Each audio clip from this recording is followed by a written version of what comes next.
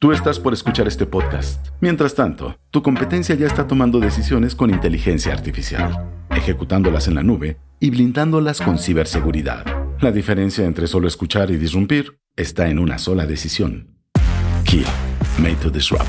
Infraestructura y tecnología en www.kio.tech.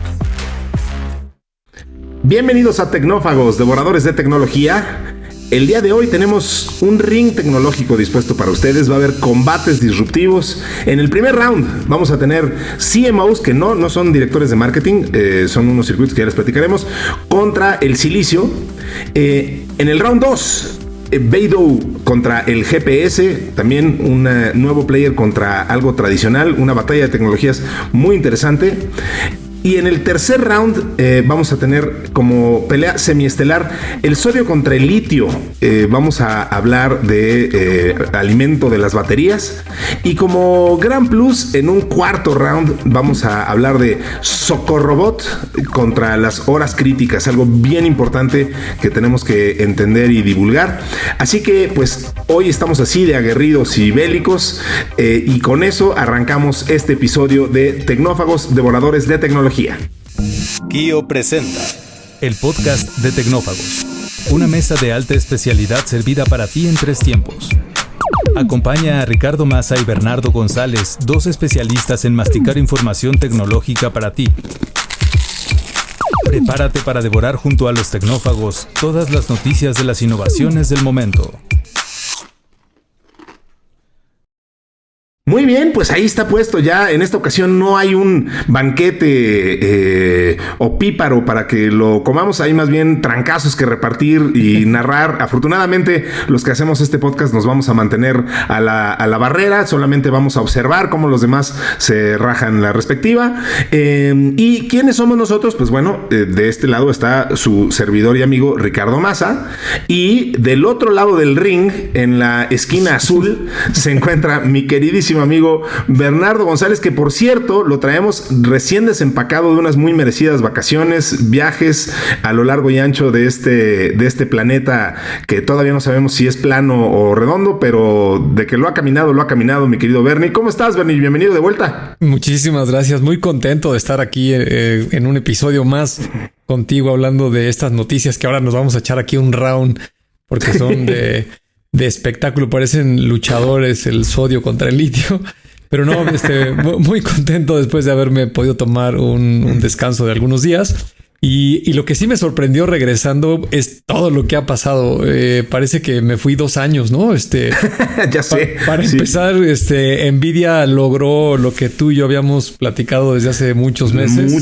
Ser la primera compañía a alcanzar los $4 trillones. Luego por ahí xAI, la compañía o el laboratorio de inteligencia artificial que fundó apenas en 2023, por ahí de mayo 2023, Elon Musk. Para pues competir con todas las tecnológicas. Ahora ya va en la 4ª iteración con este modelo que libera de Grok 4.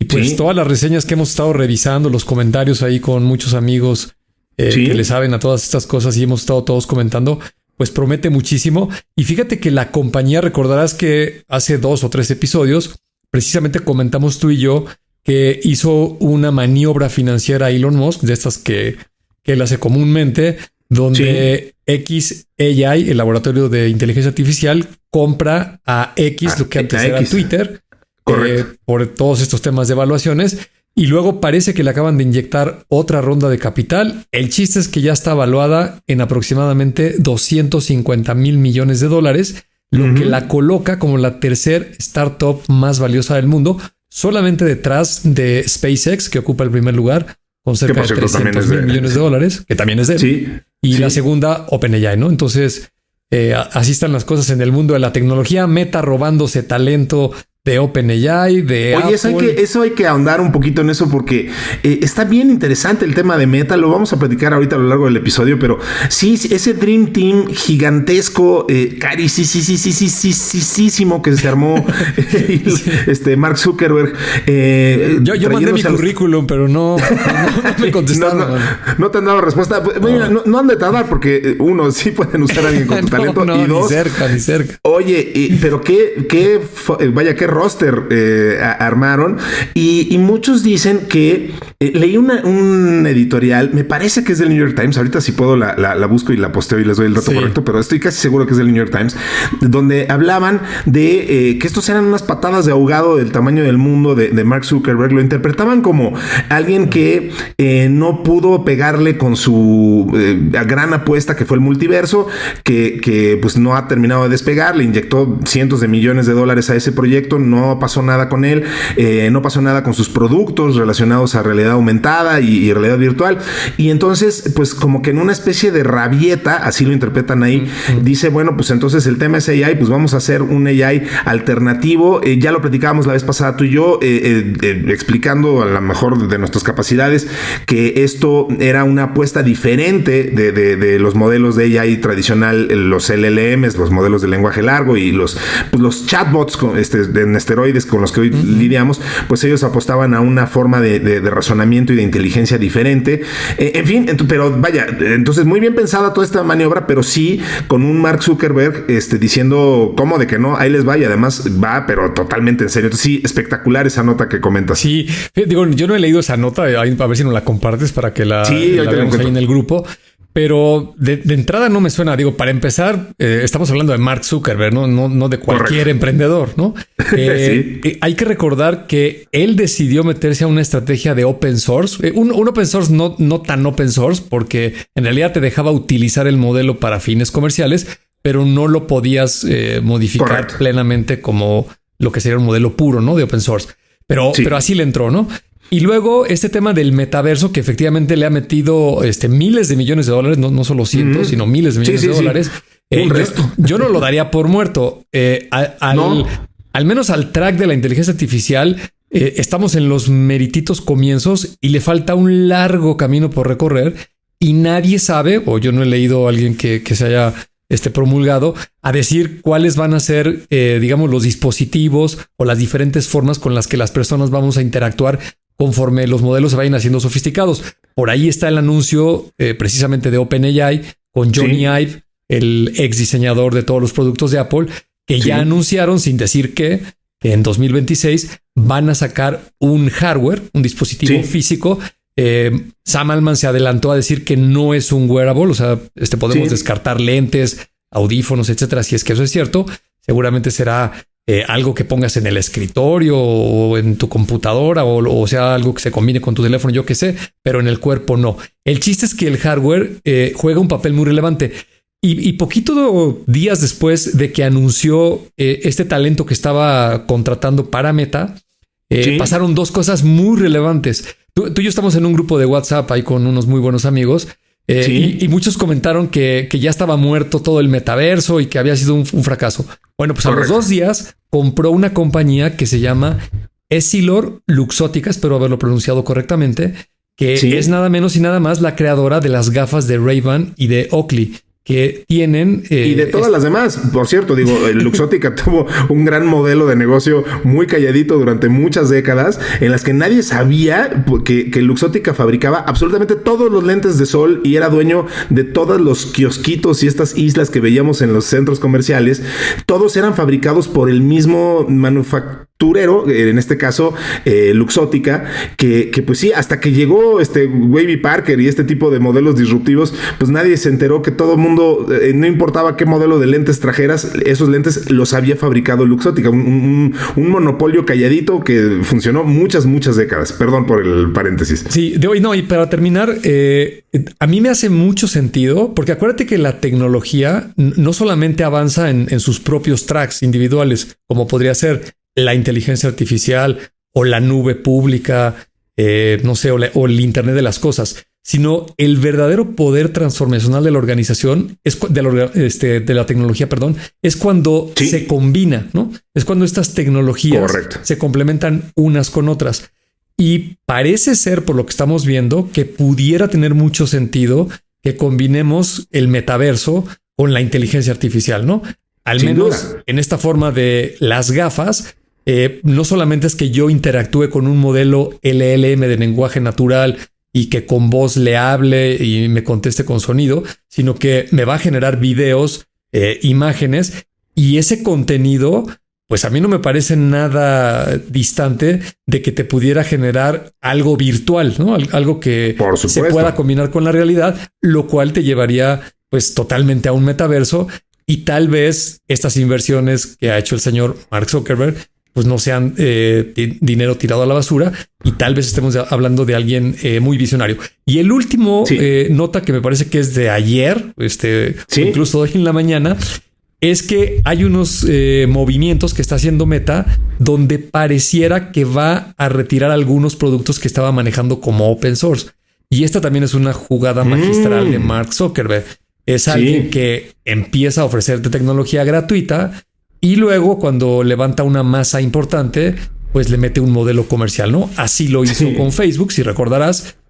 Mucha gente no entendía cómo diablos iba a hacer dinero porque todo era gratis y no cobraba nada. Y luego pues apareció todo el modelo de la publicidad, y hoy en día pues prácticamente no sé si Meta es la compañía más grande de publicidad ya en el mundo o el binomio Google Meta, pero sin lugar a duda, sin duda Google todavía sigue siendo superior, pero pero sin duda, además no baja del 2, pues, ¿no? O sea, y claro que ese binomio sigue siendo, con todo lo que se ha movido las agujas en TikTok y con todo lo que ha encontrado ahí nuevas betas, incluyendo OpenAI, etcétera, en inversión publicitaria, la verdad es que la gran cantidad de los dólares se siguen yendo a Google y a Meta, ¿no? Entonces, sin duda. Y otro chismesazo, digo, ya que perdón, pero es que vengo de las vacaciones. No, por favor, pues sí. Estoy aquí como chismes del espectáculo, no más que es el espectáculo de la tecnología. Pues nada. Pues qué les cuento, ¿no? No me acuerdo si lo comentamos tú y yo aquí, pero es una nota que ya se estaba manejando hace varias semanas, donde OpenAI estaba platicando con una compañía que se llama Windsurf, que tiene unas herramientas IDE para los desarrolladores, ¿no? Son estas utilerías que utiliza un programador que le facilitan pues generar código, escribirlo, y ahora combinadas con inteligencia artificial, pues potencia muchísimo todo este trabajo, ¿no? Entonces, el rumor era que OpenAI iba a comprar Windsurf por $3,000 millones. Y en un movimiento sorpresivo, acabó Google contratando al CEO, al fundador y a un par de personas importantes de la compañía Windsurf. Parece que el número ronda los $2,400 millones. No está claro qué compró, qué se está llevando, pero el anuncio en las noticias, seguramente ya lo vio mucha gente, los está contratando Google y van a quedar ahí bajo el mando de Devis Hassamy en todo lo que es DeepMind dentro de Google y Google Brain, todas estas cuestiones. Google AI, ¿no? Exacto. Y un pedacito de lo que quedó de Windsurf se lo lleva a una compañía que tiene un producto que se llama Devin o Devine, de la compañía se llama Cognition, que también hace lo mismo que hacía Windsurf. Y parece que lo adquirió por unos $100 millones, que era más o menos lo que estaba facturando Windsurf, ¿no? Entonces, esta noticia es muy relevante porque nadie la vio venir. Todo el mundo pensaba que la industria del desarrollo de software estaba altamente consolidada, muy madura, con productos como Visual Studio, GitHub, toda esta gran plataforma para los desarrolladores. Exacto. Y precisamente la inteligencia artificial generó unas compañías súper valiosas en un tiempo muy corto. Y pues ahora ya se las están ahí disputando por un lado Google y por otro lado esta compañía, ¿no? Muy, muy, muy interesante. Pues mira, todo eso es nada más el preámbulo de lo que vamos a platicar. Así que, y bueno, y por cierto, Bernie, fíjate que normalmente menciono a la gente que hace posible este podcast al final del mismo, que pues es como el momento perfecto para que apagues el podcast que estás escuchando. Así que en este momento, si me permites, quiero dar varios anuncios parroquiales. Uno de ellos es que la gente nos puede contactar a través de tecnófagos@kio.tech si nos quieren mandar un correo. Se pueden unir a nuestra comunidad de Telegram. Ahí estamos en esa red social / método de comunicación instantánea diferido, parecido a WhatsApp. Descarguen Telegram. Ahí estamos. Buscan Tecnófagos. Ahí estamos Bernie y su servidor. Y también quiero agradecer, Bernie, entonces, en este momento a los que hacen posible este podcast, que es el señor Mario Terrés, que ahorita por aquí anda, ayudándonos como siempre con la edición. A Nayansin Romero en la redacción y en la búsqueda de todas estas notas.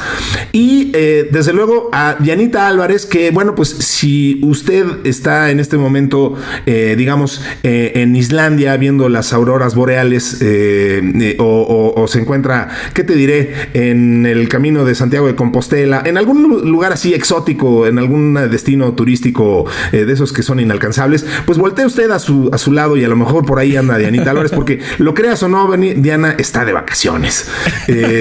Entonces, le mandamos un gran saludo a donde esté. La magia de la tecnología nos mantiene unidos. Perfecto. Y bueno, pues ahí sí, insisto, si la ven, si ustedes andan ahí en algún lugar con los Moai, por ejemplo, en la isla de Pascua, pues ahí podrán quizá encontrársela. Su puesto es vacacionista, Chief Vacation Officer. Holiday Officer. Exacto. Muy bien, pues si no dispones de otra cosa, Bernie, pues vamos a nuestra primer pelea, que es este round 1 de CMOs contra el silicio. Bien, a ver, la nota. Por primera vez, investigadores estadounidenses desarrollan circuitos integrados lógicos denominados CMOs que utilizan únicamente materiales con la delgadez de un solo átomo en lugar de silicio. Esto es espectacular. Y esto obviamente podría ser el comienzo de una nueva generación de electrónica. Bueno, a ver, todos los dispositivos electrónicos modernos, desde los teléfonos, las laptops hasta los vehículos, pues funcionan con semiconductores de silicio. Por eso es tan relevante ese mineral y por eso pues este lugar en San Francisco se le conoce como el Valle del Silicio desde tiempos históricos, porque de ahí salió ese mote. Sin embargo, los dispositivos basados en silicio ya tienen limitaciones físicas en términos de miniaturización. Literalmente, Bernie, hemos llegado a un punto donde ya hemos roto las leyes de la física, ¿no? O sea, al punto tan microscópico que hemos podido modificar materiales. Entonces hay un impulso por llegar a una nueva generación sin silicio, y entonces pues está prestando atención a materiales con un grosor de una sola capa atómica, que en términos físicos se llaman materiales bidimensionales extremadamente finos. Y estos materiales pues no degradan sus propiedades ni siquiera cuando son atómicamente finos. De hecho, son conocidos por su capacidad para conducir eficazmente la corriente eléctrica y por su estructura extremadamente resistente y flexible. Entonces, bueno, pues como decía yo al principio de la nota, un equipo de investigación estadounidense logró desarrollar el primer semiconductor complementario de óxido metálico, que son estos mencionados CMOs. Utilizan únicamente estos materiales bidimensionales, y el prototipo usa una arquitectura simplificada que se conoce como, fíjate, computadora de conjunto de instrucciones única, o OISC para los cuates. Y al atreverse a utilizar un solo tipo de instrucción para realizar el procesamiento, la estructura del circuito se simplifica hasta el límite. Entonces, bueno, pues ¿qué significa esto? Que un CMO puede realizar operaciones lógicas básicas a una frecuencia de funcionamiento de 25 kHz, que no es tan rápido como los circuitos convencionales, los de silicio, pero bueno, con eso basta demostrar que los circuitos lógicos fabricados íntegramente con material bidimensional pueden funcionar. Entonces, esto puede ser un importante peldaño, en la dirección de futuras mejoras y optimizaciones. Literal, estamos haciendo avances en elementos y en materiales con los que antes simplemente no podíamos accesar, y ahora ya tenemos la tecnología para llegar a estos afectarlos a nivel atómico, de estos elementos bidimensionales. Es espectacular lo sofisticado de esta tecnología, ¿no? Sí, absolutamente llegó a su límite. Hay que recordar que en la historia de la computación electrónica, que más o menos aparece a finales de los años 40, pues empezó con bulbos, luego aparecieron estos transistores que eran muy grandes. Y en este espíritu de hacerlos cada vez más pequeños, se encontró que el silicio era un material donde se podían imprimir, estos circuitos electrónicos que vemos en esas tarjetas verdes clásicas. Hago referencia a ellas porque ahí lo puedes ver con los ojos. En el silicio no, es a nivel microscópico.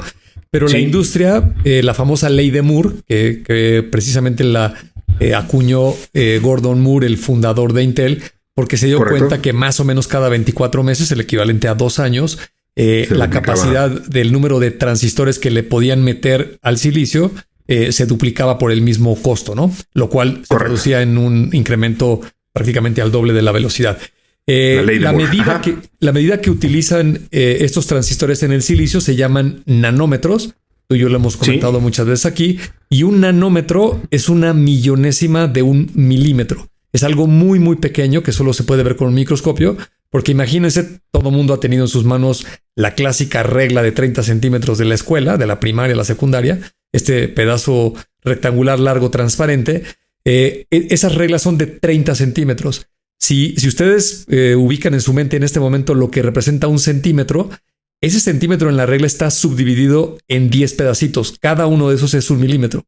Ahora, ese milímetro pequeñitito, imagínate que lo divides en 1.000.000 de fragmentos y entonces los transistores que se imprimen actualmente, los, digamos, procesadores más sofisticados, rondan los 5 y los 3 nanómetros, ¿no? O sea, los 3 millonésimas de 1 milímetro. El problema es que a ese tamaño tan pequeño ya empieza a haber distorsiones porque ya estás muy cerca de los átomos, ¿no? 3 nanómetros, hay unos cuantos átomos que ya están muy cerca de estos circuitos por donde está pasando la electricidad. Ahora, estos nuevos materiales pues prometen tal vez una nueva generación de materiales, como su nombre lo dice, donde se pueden alcanzar mayores velocidades, que eso es lo que se busca, ¿no? Toda esta industria de la tecnología no ha hecho otra cosa más que incrementar la velocidad, manteniendo o reduciendo los costos, y pues eso ha traído todo este desarrollo tecnológico del cual hemos sido testigos en las últimas décadas. Entonces, muy interesante. Es una nota de algo que va a suceder en el largo plazo. Estos nuevos procesadores no van a aparecer el año que entra. No te vas a comprar un teléfono ni en 2-3 años que tenga este tipo de tecnologías, porque la industria es muy complicada. Fíjate, le pregunté a ChatGPT algo que me llamó la atención y le dije, oye, ¿de dónde salió esta marca de 24 meses? ¿No? ¿Por qué 2 años? ¿Y por qué no cada año? ¿No? O por qué no cada 10 años? ¿No? ¿De dónde salieron los 2 años? Entonces, lo que parece ser que sucedió es que cada vez que tú quieres reducir el número de transistores que vas a meter en el silicio, eso conlleva una investigación que cuesta dinero y tienes que cambiar las máquinas que imprimen esos procesadores, y todo ese costo las compañías necesitan tiempo para recuperarlo, y más o menos este ciclo dura esos 24 meses. No es una medida que se puso arbitraria, pero es el ciclo comercial de consumo que te permite que sea negocio. Entonces, esos ciclos va a ser muy difícil que cambien hacia adelante, ¿no? Sí. Y hay que recordar también otra cosa que tú y yo hemos mencionado muchísimas veces, y es esta empresa holandesa que se llama ASML, que es la única compañía en el mundo que produce las máquinas con las cuales se fabrican los procesadores, las obleas de silicio, ¿no? Entonces, se tendría que desarrollar una tecnología complementaria. Le pregunté, por supuesto, a ChatGPT si esas máquinas y esa tecnología podría imprimir en estos materiales bidimensionales, y la respuesta es que tal vez sí, pero se requerirían hacer muchas modificaciones, porque hoy en día la máquina pues parte del principio de que la oblea de silicio está puesta en una placa metálica de manera horizontal, es plana, no se mueve, y de lo que acabas tú de describir en la nota, pues imagínate, es a nivel atómico, ¿no? Tiene ese filamento, tiene el ancho de un átomo y es flexible. Entonces, los mecanismos de impresión tendrían que ser distintos, lo cual conllevaría pues una gran investigación y desarrollo tecnológico con los costos que conlleva todo esto. Y luego habría que ver un modelo comercial, que se empiecen a vender estos procesadores, que las empresas recuperen la inversión y luego vuelvan a abrir otro ciclo para comenzar a incrementar el número de transistores en estos nuevos materiales. Muy, muy, muy interesante. Y si usted, ya lo hemos platicado aquí y lo hemos incluso hasta explicado, pero si usted no sabe quiénes son esta empresa holandesa que acaba de mencionar Bernie, ASML, pues baste decir que les debemos la inteligencia artificial de la que disfrutamos hoy en día y muchas otras cosas. Y vaya que son un caso muy interesante de estudio. Si usted quiere saber cómo una ventaja competitiva literalmente lo puede poner al frente y volverse el único proveedor mundial de una tecnología que usa todo el mundo, pues hay que estudiar el caso de ASML, que solo ellos fabrican estas, pues las máquinas que fabrican los chips, ¿correcto? ¿Sería una forma de decirlo? Correcto, exactamente. Las compañías como TSMC, la taiwanesa que fabrica una gran cantidad de chips, Intel, AMD, exacto, la propia Nvidia, y luego muchas otras tecnológicas que tienen sus propios chips, pero los maquilan con otras compañías. Todos esos chips, para poderlos fabricar, necesitas una máquina de ASML. Si no tienes solo esa ellos máquina, tienen esa precisión. No puedes fabricar chips, ¿no? Así es. Así que bueno, pues qué interesante en términos mercadológicos y de empresaria, de cultura empresarial se han colocado estos muchachos de ASML. Eso sí es saberla armar y no pedazos. Bien, pues vamos al round 2, mi querido Bernie. Vamos a echarnos el segundo round. Oye, y sí que es un round, pero sanguinoliento. Sí, promete. A ver, ¿de qué se trata? De Beidou contra GPS. ¿Y qué es Beidou? Se preguntarán ustedes. Yo tampoco sabía que era Beidou, pero a ver. ¿Qué está pasando? Pues es un tema geopolítico, de intereses internacionales, de decir córtalas, tiene que ver con Trump. A ver, está bien interesante. Durante décadas, China, igual que todo el mundo, ha dependido del sistema de GPS, que es estadounidense, para aplicaciones civiles y dentro de ciertos límites también para las operaciones militares.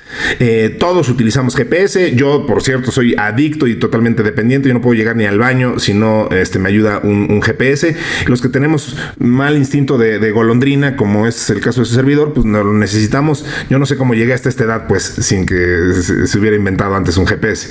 Pero bueno, pues nos hemos acostumbrado a eso, que es básicamente una red y que tiene sus propios satélites y tal. Ahorita vamos a platicar un poquito más de eso, porque ahora aparece un nuevo player que se llama Beidou, un sistema global capaz de redefinir el equilibrio tecnológico, militar y económico del planeta. Así, y no están exagerando. Para China no se trata solo de un paso adelante, es el cierre de un círculo que comenzó hace décadas. No les gustaba depender del sistema estadounidense. Esto es una vulnerabilidad estratégica. Entonces dijeron, ¿qué podemos hacer alternativo al GPS? ¿Cuál va a ser el GPS chino? Y pues crearon este sistema llamado Beidou. Tiene funcionalidades únicas. Su precisión para uso civil es comparable, pero es entre 2 y 5 metros, pero puede alcanzar niveles de centímetros o incluso subcentimétricos, o sea, más de centímetros, mediante estaciones terrestres y servicios premium. Incluso tiene un sistema de alerta temprana de terremotos, otras emergencias. O sea, muy sofisticado. Es una infraestructura híbrida y ofrece redundancias y capacidades avanzadas de localización en grandes áreas. Entonces, ¿de qué estamos hablando? Pues que los robots, las flotas de reparto que rastrean cada paquete, pues los sistemas bancarios, las telecomunicaciones, pues ahora están empezando a utilizar el reloj atómico de Beidou para la sincronización de redes. Los drones, que también funcionan gracias a la geolocalización. Es que, en fin, aplicaciones hay millones. Y por no hablar de ciudades inteligentes, semáforos, gestión del tráfico, en fin, todas estas aplicaciones que son posibles gracias al GPS, pues en China se están haciendo con Beidou. Tanto GPS como Beidou son sistemas llamados GNSS, que son sistemas globales de navegación por satélite. Y bueno, pues Beidou tiene más o menos el mismo número, quizá incluso más, tiene más satélites que GPS.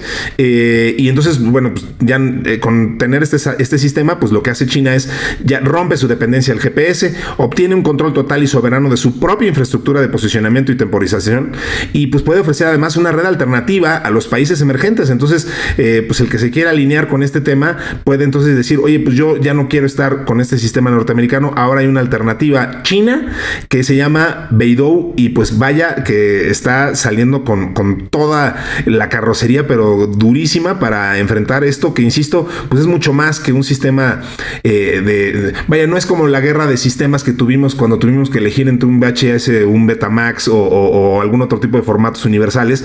Esto sí puede inclinar la balanza del futuro geopolítico del mundo de una forma importante. Me parece bastante trascendente el punto, Bernie. Sí, absolutamente. Fíjate que pareciera que China está ganando mucho terreno en todo el desarrollo tecnológico y al mismo tiempo pues ya es muy evidente que los Estados Unidos en algunas áreas se quedaron rezagados, ¿no? La historia del GPS es muy interesante. Sí. No recuerdo si fue el gobierno de George Bush o alguien por ahí en los 80s que autorizó el uso comercial precisamente de la tecnología de los satélites GPS, porque estaban restringidos solamente para uso militar. Y entonces, pues, había una enorme dependencia de ese país, de los Estados Unidos. Pero fíjate, yo no lo tenía presente, pero ahorita que te mencionen los nombres, te vas a acordar igual que nuestros amigos. No son las únicas redes de GPS. Por supuesto está la de Estados Unidos, la más conocida, Beidou, esta que acabas de mencionar de China. Hay una que se llama GLONASS de Rusia y hay otra muy famosa que todo el mundo la va a identificar, que es la famosa red Galileo, que es de la Unión Europea, ¿no? Todos ellos son estos GNSS, estos Global Navigation Satellite Systems que acabas de mencionar, y se utilizan más o menos para lo mismo. La enorme diferencia en todos los detalles que acabas de describir, Rick, está en que China tiene muchos componentes más modernos incorporados en esta red que le dan toda esa versatilidad y ventaja que acabas de mencionar. Y este comentario lo voy a ligar con algo que también es tremendamente evidente, con Starlink, ¿no? Una empresa privada, casi un individuo, ahí está metido Elon Musk atrás con SpaceX, en los últimos 6 años ha puesto en órbita cerca de 8,000 satélites de comunicaciones de datos. No son satélites para, digamos, la geolocalización, como lo es una red de GPS de todo esto que estamos hablando. Son específicamente para transmitir datos de Internet, pero esta red ha crecido de una manera súper rápida. Cada vez tiene mayor velocidad, mayores capacidades. Acuérdate que hay un acuerdo ahí con T-Mobile donde ya se está comunicando directamente al satélite. Hay unos rumores de que tal vez Apple incorpore esta tecnología a los iPhones. Y todo digamos, módem satelital, pues lo están permeando por todo el mundo. Yo vivo en la Ciudad de México, en el área norponiente. Hay una tienda que todo el mundo conoce que se llama Home Depot. Y al menos ahí he visto que venden estas antenas y los módems. Puedes ir a comprar unos tornillos y un bote de pintura para tu casa y te traes una antena satelital y un módem. Me parece que el mini cuesta como 3,000, 4,000 pesos y unos 800 pesos y te puedes conectar a Internet. Tal vez en una ciudad, en una metrópoli, pues no es tan relevante y alguien me va a decir que es más caro que muchos otros proveedores, pero imagínate que lo puedas poner en lugares rurales donde pues es prohibitivo el tema de la instalación de infraestructura, ¿no? Entonces, el que tenga esa cantidad de satélites es tremendamente relevante. Y aunque esté en Estados Unidos y sea una compañía norteamericana, pues es una compañía privada. Y yo sé que esto cae en el tema de lo absurdo y de los chismes. No me voy a meter a ese tema, pero nada más para que veas lo loco que está el mundo. Pues estas amenazas de Donald Trump diciendo que va a deportar a Elon Musk y lo va a sacar de Estados Unidos. Pues si lo saca, se van a meter en un problema bastante grande. Y no ha sido la primera vez que ha sucedido esto. No recuerdo que también cuando el gobierno americano quería partir Microsoft, porque lo acusaban de un monopolio. Claro. También había rumores de que entonces Microsoft se iba a salir de Estados Unidos. El chiste es que esta vez me parece que sí tiene competidores muy serios. China es, sin lugar a duda, el más grande que tienen los Estados Unidos. Y todas estas aplicaciones que ahorita mencionaste, los ejemplos, pues hacen mucho sentido con lo que comenté hace ratito de cómo la tecnología avanza por diferentes caminos. No solamente estamos hablando de telecomunicaciones que puedas ubicar con un coche autónomo o un dron, algo que es evidentemente directamente relacionado con los GPS, sino que imagínate el sinnúmero de aplicaciones que puedes combinar con inteligencia artificial, con el Internet de las cosas, con blockchain, con lo que decíamos del metaverso, con lo que se te ocurra. Y China, en ese sentido, es un país que, por ser un régimen comunista, autoritario, pues se le da muy bien ejecutar de manera masiva y a gran velocidad estos enormes proyectos que a otros tipos de gobiernos, otras organizaciones políticas en otros países nos cuesta muchísimo trabajo, ¿no? Pareciera, es como un contrasentido, ¿no? Lo que nos enseñaron en la primaria, al menos a ti y a mí, la gente de nuestra generación, es de que los comunistas y los socialistas eran como soldaditos y todo lo hacían igual y todos iguales y todo limitado. Pues ahora parece que se organizaron mejor que los que apoyaban la democracia, la libertad y las ideas y el libre mercado. El libre mercado y el capital. Pues resulta que al cabo de las décadas, ahora los que estamos más entrampados y nos estamos haciendo bolas entre todos, somos los que se supone que nos íbamos a mover más rápido, ¿no? Fíjate que es bien interesante eso que dices, porque lo mencionábamos cuando hablábamos de los diferentes modelos de AI, sobre todo modelos conversacionales, chatbots, etcétera. A mí me vino mucho eso a la mente cuando hubo este cisma que provocó la salida de DeepSeek modelo chino, entrenado con muchos menos billones de parámetros que los tradicionales, y sobre todo que se lanzó al mercado de forma muy rápida y que muy rápido comenzó a comerle el mandado. Hasta las acciones de Nvidia bajaron y insisto, fue un minicisma ahí, ¿no? Y eso fue creo, exactamente por eso que estás diciendo. O sea, China, al ser los dueños de la iniciativa privada y donde la iniciativa privada y el gobierno se confunden en el mismo ente y todo es regulado por una sola entidad, que en este caso es el gobierno central y Xi Jinping, pues pueden darse esos lujos. O sea, un modelo como DeepSeek no lo hubieras podido lanzar, al menos no tan fácilmente en Estados Unidos, porque tendrías que haber pasado por mecanismos de regulación, comités y comisiones que pretenden justo impedir que alguien se haga el vivo y aproveche el usufructo o utilice en su favor las bases de datos de alguien más y te demandan y todo ese proceso le agrega pues mucha burocracia y muchos trabas a que puedas lanzar un producto de esas características. Es más, me atrevo a decir que hubiera sido simplemente imposible lanzarlo en Estados Unidos, y en cambio en China, si el señor Jinping dice esto va para adelante, se acabaron las trabas, ¿no? Entonces creo que es un poco ese tema de lo que estás explicando, ¿no? Esa facilidad de hacer las cosas y de hacer innovación, pues cuando no te preocupa los reguladores, ni el tema ni los copyrights, ni los derechos de autor, entonces pues vaya que puedes tener cierta velocidad y cierta ligereza de pies que en el mundo más democratizado occidental, pues a lo mejor sí nos tenemos que preocupar un poquito más, ¿no? Una reflexión. Sí, absolutamente. Digo, y nada más para complementar muy brevemente lo que le está pasando a la Unión Europea, ¿no? Ahora se ve aquilosada y muy rezagada y parece muy que no va a salir de ahí rápido si no rompe con esa inercia que tiene de querer regular todo. La regulitis. Le dio regulitis y entonces ahora se está moviendo tremendamente lento. Y claro, no me voy a meter en temas éticos ni nos vamos a poner aquí en complicaciones políticas, pero lo que dijiste literalmente es una realidad, ¿no? Es alguien que dice, oye, pues aquí los derechos de autor los vamos a entender de otra forma. Aquí la copia de las tecnologías y cómo se escalan lo vamos a entender de otra forma. Así como existe la libertad de expresión y la inclusión y todos esos temas, pues esos señores también tendrán su derecho de concebir esas ideas diferente, y pues al menos lo que parece ser es que les está funcionando, pero muy, muy, muy bien, ¿no? Sí, exacto. Y tendremos más ejemplos de eso porque, ¿qué crees, mi Bernie? El siguiente round también tiene un contendiente chino. Así que vamos. Ya estamos calentitos aquí. Vámonos a darles al tercero. Venga. Este es el round 3. En el round 3, Bernie, tenemos el sodio contra el litio. Cómo el mundo, por más civilizado que se vuelva, todo siempre regresa a estos temas, pues literalmente muy elementales. Y digo literalmente porque, pues efectivamente estamos hablando de elementos de la naturaleza esenciales, minerales y cosas así. Me vino a la mente aquel libro ¿cómo se dice? Gérmenes. Eran armas, eran guns, germs and steel.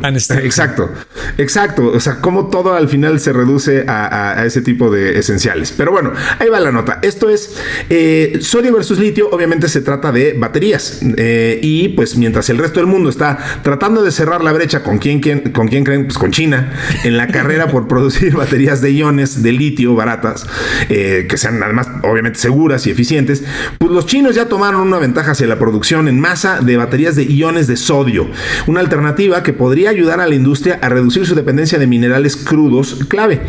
En abril de 2025, o sea, hace muy poquito, el mayor fabricante de baterías del mundo, que es una empresa que se llama CATL o CATL de China, anunció su plan de producir en masa baterías de iones de sodio para camionetas y automóviles pesados bajo una nueva marca que se va a llamar Naxtra.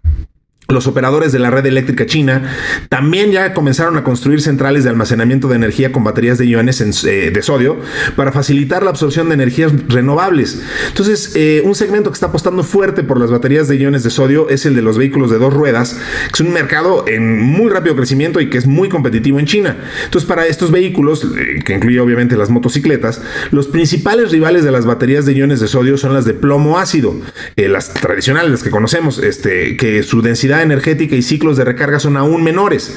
Su única ventaja es que son más económicas que las baterías de sodio y de iones de litio actuales.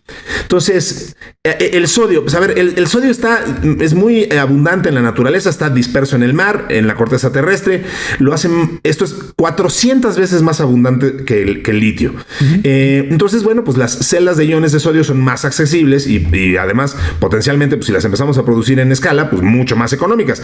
Entonces, podrían liberar a la industria de las baterías de los puntos de congestión de las cadenas de suministro actuales. En la actualidad, el mineral del litio se extrae predominantemente, en Australia, China y Chile. Pero el procesamiento del mineral se concentra en China, que tiene el 60% de la capacidad mundial de refinamiento de litio. Entonces, pues China, como decíamos, ha experimentado un crecimiento vertiginoso en las centrales eólicas y solares. Es líder mundial en el uso de almacenamiento de energía para impulsar las energías renovables. Así que, Bernie, pues una vez más nos encontramos con un China que está rebasando por derecha, pero en serio. Además, qué interesante, en una industria que pues literalmente ellos mismos lideran y que sin embargo están buscando estas alternativas que hagan, en este caso hablando de baterías, pues materiales y productos más rentables, incluso hasta más amigables con el medio ambiente. En fin, o sea, interesante este tema de las baterías de litio y de sodio, y sobre todo para romper con nuestra dependencia de justo estas baterías de litio tradicional. Sí, absolutamente. Y fíjate, se relaciona muchísimo con la nota anterior. Le pregunté aquí a ChatGPT, ya mi compañero de cabecera, ¿cuáles son los países que tienen el liderazgo en la producción de baterías de litio actualmente, ¿no? Y adivina quién es el número 1. China. Sí, por supuesto. Tiene el 70% de la capacidad mundial. Pero lo interesante es que las compañías, hay una que se llama CATL y la segunda, adivina cuál es, BYD, ¿no? Esta compañía que produce automóviles de todo tipo, pero ha ganado mucho terreno con el tema de los autos eléctricos. En segundo lugar está Corea del Sur, luego le sigue Japón y en cuarto lugar están los Estados Unidos en la producción de estas baterías, ¿no? Panasonic es una empresa muy emblemática de hace muchas décadas de estar fabricando baterías por parte de Japón, ¿no?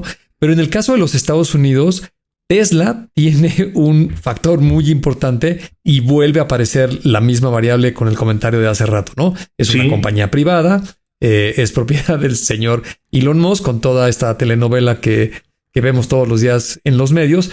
Entonces, el problema pues se mantiene exactamente igual y está otra vez relacionado con la tecnología y es tremendamente importante las baterías porque aquí se conjuntan un montón de vectores, ¿no? Por un lado tenemos hasta temas ecológicos del calentamiento global, toda esta carrera que está buscando prácticamente todo el planeta por reducir las emisiones de carbono y digamos, pasarnos a la generación de energías limpias. Y entonces, cuando generes toda esta energía limpia, principalmente será solar, eólica.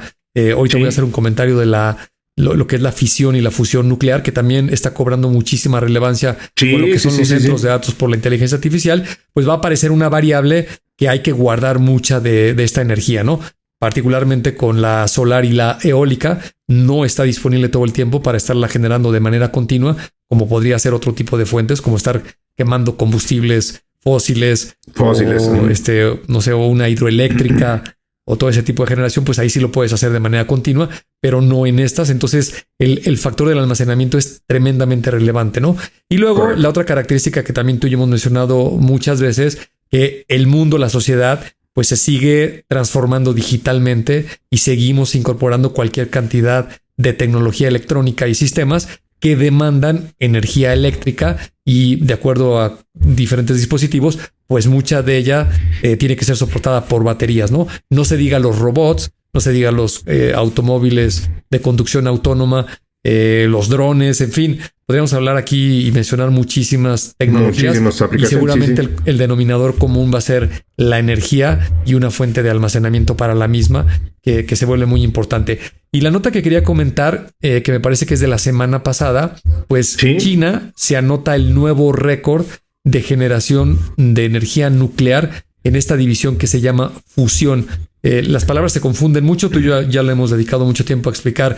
La fisión es la que surgió con la guerra, las armas nucleares, la medicina nuclear, todas estas plantas multicitadas de hace varias décadas que estaban generando o están generando energía. Todo eso es fisión y tiene el grave problema de que el proceso de generación con estos materiales radioactivos pues es muy delicado, porque si hay fugas pues es muy contaminante y daña a lo que es la vida, ¿no? Eso es lo que sucede en pocas palabras. La fusión es como funciona el Sol. Es decir, ahí se combinan los átomos. Es mucho más limpia, mucho más potente y mucho menos contaminante. Entonces, el récord que logró hacer esta compañía china es que mantuvo durante 17 minutos y 46 segundos la generación de esta energía, alcanzando una temperatura de 108 millones de grados centígrados. No tengo los detalles. Me imagino que ha de ser un proceso bastante sofisticado hacer todas estas cuestiones en un laboratorio. Es una tecnología en un estado muy temprano. Le falta muchísimo desarrollo. Yo calculo que varias décadas. Pero es una dirección en la que vamos, ¿no? No hay que quitar de la vista lo que es la generación nuclear, porque va a ser tremendamente relevante, al menos en las siguientes 2 décadas, mucho por el tema de la inteligencia artificial. Sí, pues es que estamos buscando nuevas formas de eficiencia, y siempre que platicas este tema de la fusión y la fisión y explicas la diferencia, pienso en la gran cantidad de desperdicio que tiene la tradicional fisión, ¿no? Y que el tema de la fusión, pues obviamente, al ser el proceso que tiene nuestro Sol, es muchísimo más eficiente y es una búsqueda continua de la física desde hace muchísimas décadas, y pues pasito a pasito nos vamos acercando a este tipo de cosas, pero pues es obviamente un terreno bien delicado al que tienes que andar con mucho cuidado, porque te equivocas ahí tantito y las consecuencias pueden ser terribles, así que hay que llevar eso con bastante calma. Oye, Bernie, y perdón, hice una anotación aquí. Sí. Dijiste que tú te referiste a ChatGPT como tu compañero, y me recordaste que ya sabes que nos gusta recomendar aquí cosas interesantes con las que nos topamos, leemos, etcétera. Sí. Acabo de terminar un libro que se llama The AI Driven Leader, que lo escribió un consultor que se llama Geoff Woods. Yo no conocía el autor, me llamó la atención el título y me lo aventé. Ya vi que el autor es efectivamente un consultor que tiene una empresa de AI, pero ha trabajado con gente bien interesante y con marcas muy padres, y ha hecho textos ahí con Peter Drucker y algunas personas así, gurús del marketing y del business y etcétera. Pero lo interesante de este libro, que por lo que lo recomiendo y por lo que me lo hiciste recordarlo, es porque, este cuate literalmente se enfoca en algo que seguramente muchos lectores van a agradecer, yo entre ellos, que sí se pone literalmente a decirte cómo hacerle con tus modelos de AI. O sea, te manda una serie de sugerencias, de prompts, y de terapias casi de cómo pedirle a ChatGPT que te entreviste para mejorar ciertos procesos. O sea, está muy enfocado en decir, pues no uses a tu ChatGPT para que haga tu trabajo, úsalo para que potencie lo que hoy puedes hacer, no dejes de pensar mientras trabajas con él, y entonces ponlo. Y entonces su approach es muy de él lo llama que tú debes de ser como el thought leader, y tu modelo de AI, llámese como se llame, debe de ser pues como tu compañero, tu asesor en pensamiento. Entonces le dice que se conviertan en ese rol, e insisto, me parece muy práctico porque literalmente te dice pues cómo hacer para que esto te empiece a entrevistar y te entregue un modelo pues digamos en esteroides de lo que tú pudiste haber hecho, y pues me gustó mucho como para justo crear este compañero. En el preámbulo preámbulo de los agentes de AI, de lo que tanto hemos platicado. Entonces, ahí está esa humilde pero sincera recomendación. No, suena bastante interesante y es muy atinada porque fíjate que eso es lo que está pasando con la evolución de todas estas herramientas y particularmente de los prompts. Hace algunos meses o tal vez ya más de un año, pues todos estábamos metidos en este nuevo concepto que se llama prompt engineering, ¿no? Incluso correcto. Había herramientas, metaherramientas que te ajustaban el prompt, te lo estructuraban para que corriera mejor. Y digamos que estábamos en una interacción como de un ciclo, ¿no? Tenía yo que pensar muy bien el prompt, lo estructuraba, a lo mejor lo metía a una de estas herramientas, lo depuraba y lo lanzaba como una consulta si fuera Google y la herramienta me daba un resultado y pues ya obtenía yo lo que quería. Y lo que está sucediendo últimamente, lo he comentado con mucha gente y lo he leído, y yo particularmente lo he probado y lo estoy haciendo, por eso hice el comentario de que es como mi compañero de cabecera. Sí. Resulta más efectivo si comienzas a tener una conversación, ¿no? O sea, en vez de dedicarle demasiado tiempo a pensar y tratar de estructurar las ideas, puedes empezar con algo simple como, oye, pues mira, tengo este negocio y tenemos este problema, o aquí hay una oportunidad y quisiera explorar estas ideas. Y ahora estas herramientas, estos modelos, te comienzan a hacer preguntas, ¿no? Ok, si lo que quieres hacer es esto y estás en esta industria, a ver, dame un poco más de detalles de cuánto tiempo dispones, si tienes capital, a quién conoces, qué experiencia tienes en tales o cuales cosas.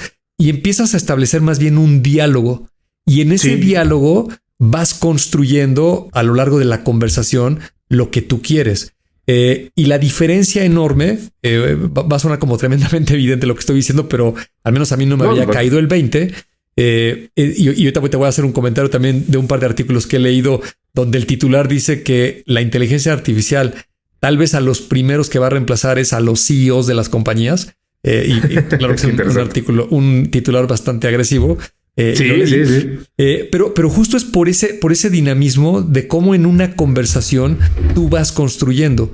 Y es como lo que mencionamos muchísimas veces tú y yo acerca de los expertos, ¿no? Cuando tienes alguien que sabe mucho de leyes, un gran abogado o un médico que es un gran especialista, un cardiólogo con muchísimos años de haber tratado muchos pacientes, casos difíciles, operaciones, pues si tú pudieras tenerlo sentado al lado y te lo prestaran una hora y le hicieras un montón de preguntas y se te ocurriera hacer un plan para lo que fuera, pues seguramente obtendrías algo de muy alta calidad. Pues eso es justo lo que tienen estas herramientas. Y estos artículos que me he topado con 2 o 3 de ellos y los he leído, dan una serie de razones que puede tener sentido. Fíjate, ¿cuál es el rol de un CEO? A grosso modo, pues es alguien que tiene mucha experiencia, tiene muchos conocimientos, es alguien arrojado que se dedica a un emprendimiento, a una empresa, a manejar una gran organización. Y lo que tiene que hacer en el día a día básicamente es estar tomando decisiones con la información disponible y con lo que le dé su experiencia. Entonces, imagínate que tú a un CEO le pudieras poner al lado a una gran cantidad de expertos en diferentes campos y este señor 24 horas al día le pudiera estar preguntando todo lo que le está sucediendo en la compañía o incluso lo que está pasando en la propia organización.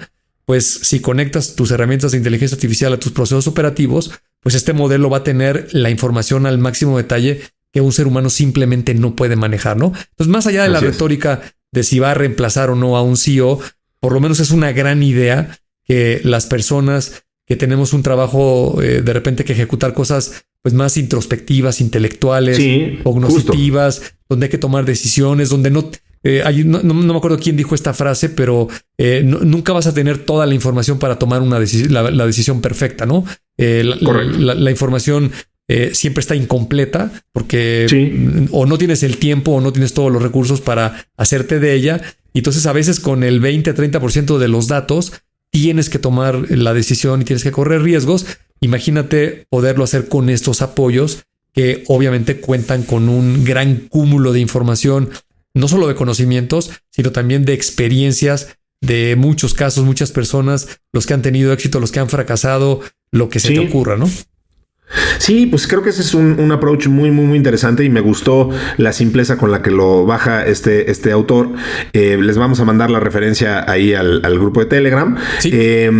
Porque justo, o sea, lo que hace es decir, bueno, pues crea a alguien que sea tu compañero de pensamiento, tu thought companion y que te entienda como su thought leader y que te esté continuamente haciendo preguntas de tal manera que pueda tener un perfil lo más cercano a la realidad de ti y de tu negocio y de tus retos y que con base en eso pues puedas, como bien dices, pues vencer ya sea o la falta de data o el exceso de data que también te puede dar parálisis por análisis, ¿no? Correcto. Y entonces decir, bueno, de todo esto, pues dime qué es lo más relevante y a qué le debo de poner más atención y si esto es realmente para poder tomar una decisión estratégica. Bueno, pues ahí está. Y pues vamos con nuestra última nota, Bernie, que más que un round aquí va a ser una súplica a la gente para que nos ayuden a difundir este tipo de información muy, muy útil y muy interesante, que es la de Socorrobot. Vamos. Bien, pues lo decíamos, pues a ver, el Socorrobot contra las horas críticas, pues sí, porque desafortunadamente, Bernie, la desaparición sigue siendo un problema muy grande en esta sociedad y en todas las del mundo. Y pues como sabemos, la desesperación de los familiares que no saben luego cómo proceder cuando se dan cuenta de la desaparición de un ser querido, aparece esta opción que es Socorrobot, que es una herramienta tecnológica introducida por la sociedad civil que busca ocupar esos vacíos en los mecanismos de acompañamiento. Entonces, hablando de personas desaparecidas, pues a ver, tras una desaparición, sabemos que las primeras 72 horas son cruciales en la búsqueda, ¿no? Ahí es cuando generalmente se resuelve para bien o para mal el tema de esta desaparición. Pero pues muchas familias desafortunadamente pasan ese tiempo en la incertidumbre y no saben por dónde empezar. Entonces, aunque desde 2020 ya existe un protocolo homologado de búsqueda a nivel nacional, el acceso a esa información es muy fragmentado y es difícil de aplicar en una situación de emergencia. La descoordinación institucional, la revictimización, el desconocimiento de los derechos, pues son barreras muy importantes y persistentes. Entonces, aquí hubo una colaboración entre las organizaciones Quinto Elemento Lab, Técnicas Rudas y Codeando México, y nació la idea de transformar esa información en una guía automatizada para quien enfrenta este problema tan grave, una desaparición por primera vez. No es menor el reto, no fue nada más bajar bases de datos y ponerlos en un bot. O sea, hubo que convertir años de experiencias, aprendizajes en un recurso, además que se pudiera usar sin que el usuario tuviera muchos conocimientos tecnológicos, porque además esto debe ser aplicable para todo el mundo y que además pues no estás en un momento de especial lucidez, entonces necesitas algo que se pueda operar con mucha facilidad. Además, era importante no poner en riesgo la seguridad de quien lo consultaba, ¿no? Entonces escogió WhatsApp como canal para este Socorrobot, que pues, me parece muy atinado porque es un medio que ya usan los colectivos de búsqueda y además pues no requieren habilidades muy complejas, ¿no? Ya la mayoría ya estamos familiarizados con la interfaz. Entonces, bueno, pues el diseño pues ya contempló las diferentes variables: si la persona desaparecida es un migrante, si es un menor de edad, si es una mujer, si se sospecha la participación de las autoridades, en fin, o sea, de estas cosas tan terribles con las que luego hay que lidiar. Y pues Socorrobot no rastrea a sus usuarios y no guarda ningún dato sensible que los pueda identificar y poner en riesgo. Muchas veces, desafortunadamente, además de sufrir por la desaparición de un familiar, pues hay que recordar que mucha gente luego sufre la llamada revictimización de las instituciones o incluso hasta extorsión a cambio de información. Entonces, pues muy loable lo que hicieron estas organizaciones. Ahí está esa herramienta llamada Socorrobot en WhatsApp. Pues para los que estén en esa terrible situación, pues ahí pueden encontrar la información pertinente para cómo proceder en esas 72 primeras horas cruciales.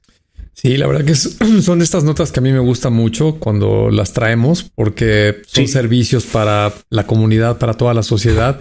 Y pues qué bueno que en este caso sea una iniciativa mexicana y así como la estás planteando, pues suena súper bien, ¿no?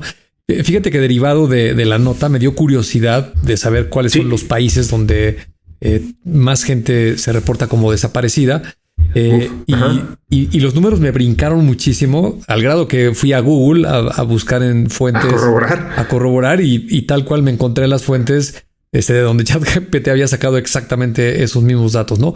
Voy a mencionar algunos.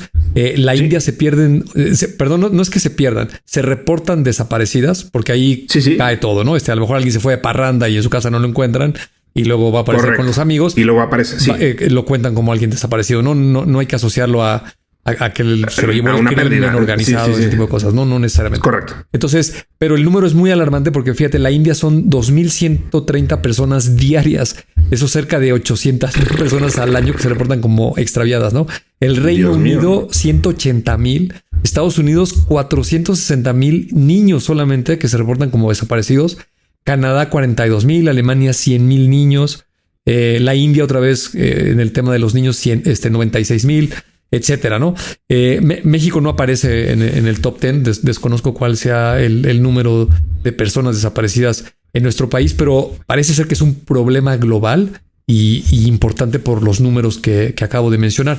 Y mientras revisaba los números y veía la nota, todo lo que nos acabas de comentar, fue inevitable que pensara yo en una analogía como algo que sucedió en los principios del Internet con este sitio que utilizamos todos, o yo creo que ya cada vez menos, lamentablemente, que se llama Wikipedia, ¿no? Por la inteligencia artificial.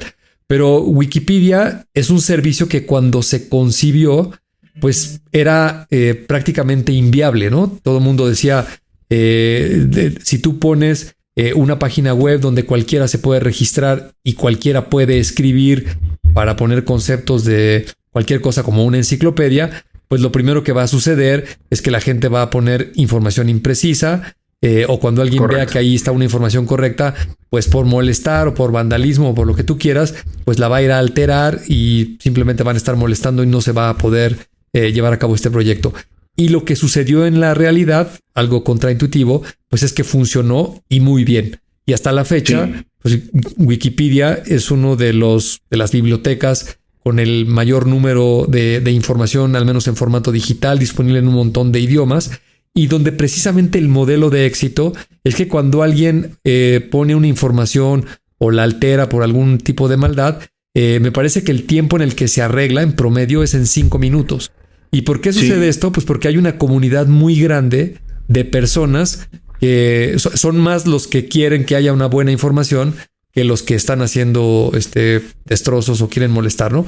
Entonces, si ese modelo, esa estructura, lo traes a este problema con este bot de socorro, pues me parece a mí que es bastante alentador de que sí funcione. Porque número uno, WhatsApp es una plataforma totalmente, su uso es extendido, ¿no? Todo mundo que tiene un teléfono es altamente probable que tenga una cuenta de WhatsApp y por supuesto que la sabe utilizar.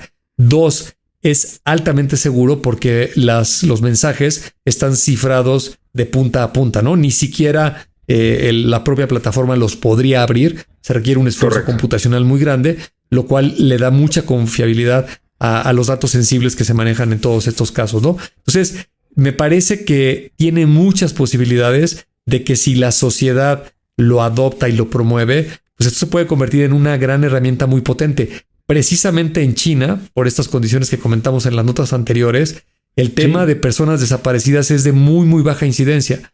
Allá porque el gobierno pues tiene totalmente organizadas todas las cámaras, las empresas públicas, privadas, toda la sociedad. Cuando alguien se pierde, se vuelca a tratar de identificar en dónde están las personas. Y acá en Occidente, donde no tenemos ese nivel de organización, al menos no por el gobierno, sí podríamos, la propia sociedad, a través de la tecnología de estas herramientas, organizarnos muy rápido pues para ubicar a estas personas, ¿no? Porque imagínate, quiero pensar que el caso más típico en el tema de los niños simplemente es que se extravió, ¿no? Estaba con sus papás tal vez en un centro comercial, en algún lugar, lo perdieron de vista y el niño se fue para otro lado y está en el estatus de extraviado. Si subes una foto, un video de ese niño y lo pones en esta red y dices más o menos en dónde estaban, pues debería de ser muy rápido que lo encuentres, ¿no? Porque te llega un mensaje como estos de alertas amarillas, ves las características físicas de esa persona y pues simplemente volteas a tu alrededor, ¿no? Y si lo ubicas, pues simplemente le tomas una foto y mandas un mensaje y te acercas y le preguntas y los deberíamos de poder ubicar bastante rápido, ¿no? Al menos en ese caso de personas que simplemente se extraviaron, ¿no? Ya las personas secuestradas o temas de crimen organizado, abducidas y todas eso ya es mucho más complejo, pero quiero yo pensar por la gran cantidad de personas desaparecidas que la mayoría tal vez caigan en esa categoría, ¿no? Ojalá, sí, yo también quiero pensar eso y quiero pensar que, como bien dices, esto sea un ejemplo más de la tecnología global y sobre todo a nivel comunitario aplicada de una forma positiva. Mencionaste, yo creo que es la madre de todos los ejemplos, que es Wikipedia. Yo siempre he pensado que Wikipedia es algo que nos debe de devolver la fe cuando todo parece perdido. Recordemos que cuando menos una vez sí nos salió esto de hacer algo entre todos y que saliera bien, ¿no? Y que funcionara y que no se vandalice tanto y que, o sea, Wikipedia es un ejemplo extraordinario de colaboración, de comunidad, de trabajo no remunerado por gente que simplemente lo hace por el gusto del conocimiento. Entonces, creo que es como el ejemplo contrario, la antítesis de lo que luego pueden ser las comunidades de las redes sociales y todas estas cosas que luego pueden ser bastante tóxicas y nocivas. Un buen amigo mío, mi querido amigo Jorge Shain, decía hace muchos años, cuando empezó Wikipedia, decía, es que si hace 10 años alguien te hubiera dicho, a ver, por un lado tienes Encarta, la enciclopedia de Microsoft, con todo el respaldo y el poder y la seriedad de una marca como Encarta, y por otro lado tienes Wikipedia, y te digo, usted es una enciclopedia que vamos a hacer así, todo el mundo le puede meter mano y la banda la puede. ¿Por qué no hubieras apostado que 10 años iba a ser el motor de conocimiento más importante de Internet? Pues probablemente tú y yo y todos en su sano juicio hubiéramos dicho, pues oye, Encarta. Y resulta que 10 años después Encarta ya no existía y Wikipedia era pues, y sigue siendo hoy, todavía muchos años después, pues este motor de conocimiento y esta comunidad bien padre, a la que yo recurro prácticamente diario. Sí. Y pues que es bien. Donen a Wikipedia, por cierto. Yo siempre que me sale el letrerito, siempre dono. Sí, sea poquito, yo también. Le dono. Le he sacado tanto jugo que sí se me hace un pequeño precio que pagar. Y ahorita que decías esto de la esperanza, luego se nos olvida que sí hay cosas positivas en el mundo. El otro gran ejemplo, pues, es la pandemia, ¿no?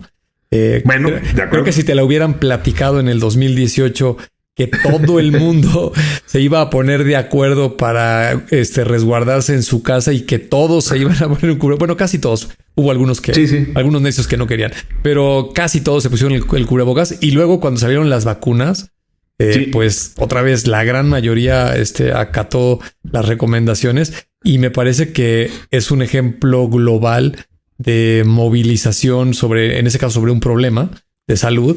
Pero sí hay esperanza en el mundo. Yo soy muy optimista, no solo con la tecnología. Totalmente de acuerdo contigo. Y además es un gran ejemplo del uso de plataformas tecnológicas, pues, para estos fines tan positivos. Así que esos son con los que nos gusta, de los que nos gusta hablar y con los que nos gusta quedarnos en este podcast que con mucho cariño hacemos aquí el Bernie y yo y esta tribu que ya mencioné, que es el señor Mario Terrés en la edición, Ana Yancy Romero en la redacción y Dianita Álvarez como nuestra Chief Vacation Officer. Miss Holiday. La señorita Vacaciones.